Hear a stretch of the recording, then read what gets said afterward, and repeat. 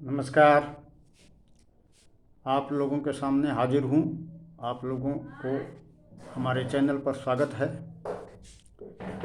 आज इस वीडियो में बैच फ्लावर की एक नई दवा जिसका नाम है ए स्टार ऑफ बाथलेम, उसी पर चर्चा किया जाएगा। इसका प्रधान मानसिक लक्षण और शारीरिक लक्षण क्या है, किन अवस्थाओं में इसको प्रयोग किया जाएगा, इसी विषय पर चर्चा किया जाएगा। तो चलिए अब विषय को आगे बढ़ाते हैं। इस दवा का प्रधान लक्षण है शोक, सदमा, आघात, चाहे वह मानसिक सदमा हो या शारीरिक सदमा हो। किसी भी प्रकार का सदमा हो, उसके बाद इस दवा के प्रयोग करने से अवस्था में सुधार होता है, अवस्था से निजात मिलता है। तो यही इसका शोक और सदमा ही इसका प्रधान प्रयोग करने का लक्षण है। जब किसी मनुष्य को किसी दुर्घटना के बाद, चाहे वह शारीरिक हो या मानसिक हो, दिमाग पर बहुत ज़्यादा असर पड़ता है।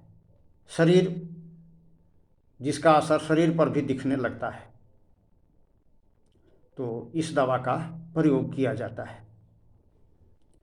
किसी भी प्रकार का सदमा हो, जैसे आर्थिक घाटा लग गया हो, बिजनेस में आर्थिक रूप से काफ़ी नुकसान हो गया हो, कोई केस चल रहा हो कोर्ट में जिसमें हार हो गई हो, उसके बाद जो सदमा लगता है, जो शोक लगता है, उसके बाद इस दवा का प्रयोग किया जाता है। सदमा का शारीरिक जो परेशानियां हैं वह तो दूर हो जाती है, अपने आप भी दूर हो सकती है, लेकिन मन पर जो सदमा पड़ता है उसका असर कई दिनों तक, कई वर्षों तक कायम रहता है, जिसके बाद तरह तरह की समस्याएं उत्पन्न हो जाती है। भूख नहीं लगता है, नींद नहीं आती है, काम में मन नहीं लगता है, और भी अनेकों प्रकार की समस्याएं उत्पन्न हो जाती है। और उस अवस्था में इस दवा के प्रयोग से समस्या से निजात मिलता है। एग्जाम्पल के रूप में एक व्यक्ति को गाय ने पेट में लात मार दी, जिसके बाद से उसको कब्ज की शिकायत हो गई, जबकि पहले उसको कभी भी कब्ज नहीं रहती थी। पहले उसको कभी कब्ज नहीं रहती थी, आघात लगने के बाद से ही कब्ज उत्पन्न हो गई।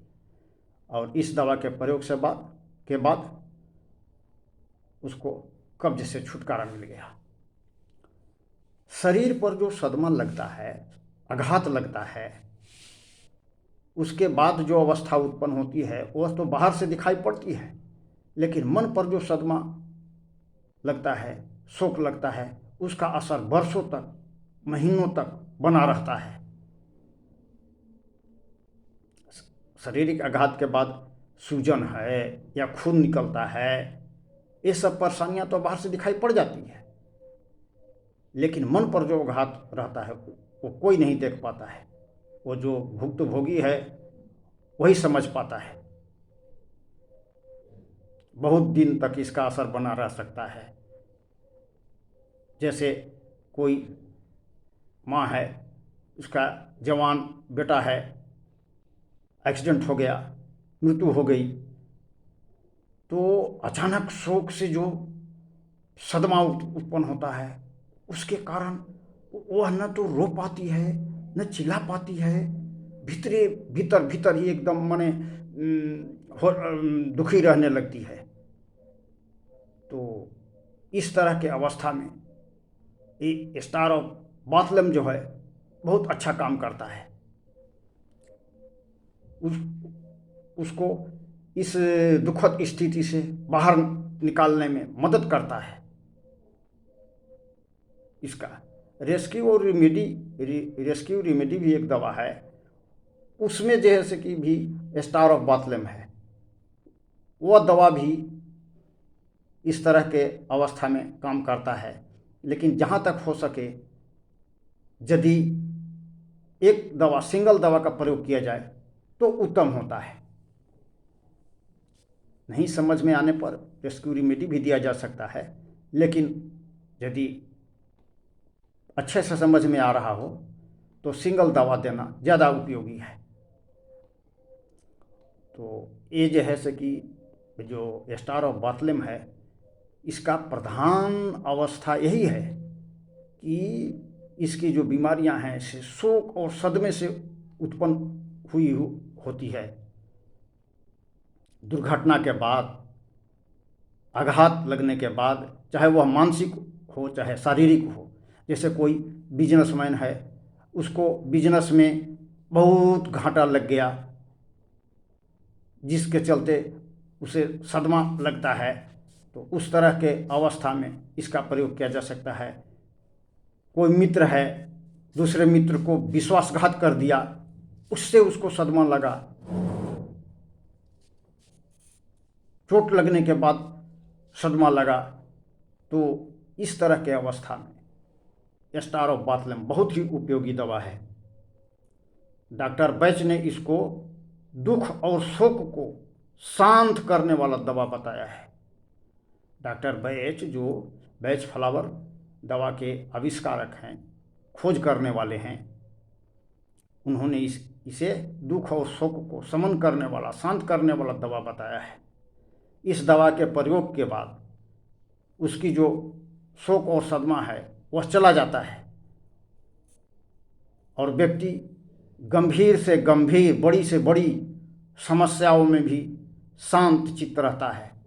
इसका धनात्मक पक्ष है कि जो व्यक्ति स्टार ऑफ बाथलेम का धनात्मक व्यक्ति होगा, वह गंभीर से गंभीर समस्या में भी अपने मानसिक संतुलन को कायम रख पाएगा। तो चलिए, आज के लिए इतना ही। अगले वीडियो में दूसरे दवाओं के साथ इसे हम तुलनात्मक रूप में अध्ययन करने का प्रयास करेंगे, ताकि स्टार ऑफ बाथलेम को अच्छे से समझ सकें। स्टार ऑफ बाथलेम बैच फ्लावर की एक बहुत ही महत्वपूर्ण दवा है, जो इस तरह के मानसिक अवस्था में, बहुत दुखद अवस्था में प्रयोग करने से इसका बहुत आश्चर्यजनक लाभ मिलता है। तो धन्यवाद, नमस्कार। फिर मिलेंगे अगली वीडियो में। वीडियो यदि अच्छी लगी हो तो लाइक करें, कमेंट करें, सब्सक्राइब करना ना भूलें।